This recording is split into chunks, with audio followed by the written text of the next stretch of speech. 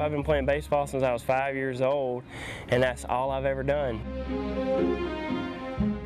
For 23-year-old Will Dismukes, baseball has always been the stuff life is made of.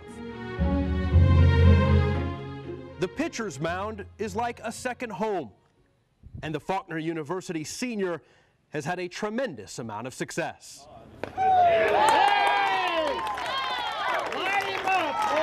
I've played college ball and loved it, and hopefully I get to continue after this. But a future in baseball took a back seat when one day last November, Will faced his toughest opponent to date. It's scary to think about being 23 years old and wanting so much out of life, and it could be ended within an hour. And I was sitting there and I started to have really bad chest and shoulder pain. My face started going numb on the left side of my body. When I saw him, I thought he was dying. I really did. I didn't give a nickel's chance. I didn't think we'd get to the hospital. Will was having a stroke. Will was saying, "Daddy," he says, "I just don't think I'm going to make it." And I could literally feel myself slipping away. Trauma too? Will had an abnormal heart rhythm that led him to come in and caused the blood clot that went to the brain. Dr. Stephen Suggs, a neurologist at Baptist South Hospital in Montgomery, evaluated Will in the emergency room that day. He recommended giving Will a medication called TPA. The drug can reverse the effects of a stroke if it's administered within a specific amount of time. But there are consequences. It's nothing to be taken lightly. There's about a 1% risk of dying. With Will lying helpless in a hospital bed, the decision to allow Dr. Suggs to give Will TPA was what the Dismukes family calls a no-brainer. I remember him saying this is an expensive drug, and we would have done anything at that point, you know, and said, well, we'll sign over the house, whatever, you know, to get that for him at that point. Within 2 hours of receiving the medication, Will's pain and numbness had greatly subsided. Looking back, it was well worth the risk.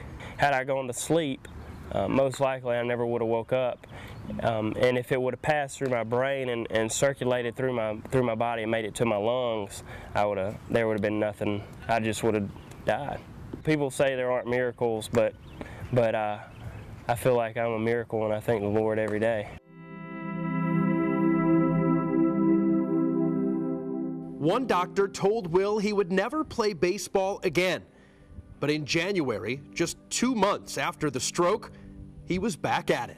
It took so much work and concentration, and I really owe a lot to my friends and coaches and my girlfriend and parents, because there was a lot of mental struggles there when I was getting frustrated, and they kept encouraging me just to keep working and pushing through it, and that it would all come around, and it did come around, and it's been a great year.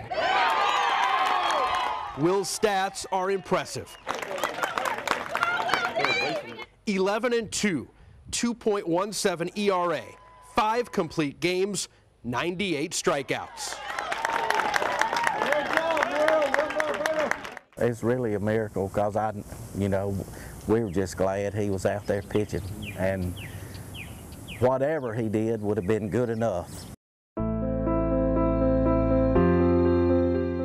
No longer feeling the side effects from the stroke, Will knows how lucky he is to be able to walk to the mound and throw a pitch like he's been doing his whole life. The difference now, Will knows baseball isn't the only stuff life is made of. I could have been throwing the first pitch of the game from a wheelchair instead of out here competing every day. So every day that I come out here, I'm thankful for every pitch that I have.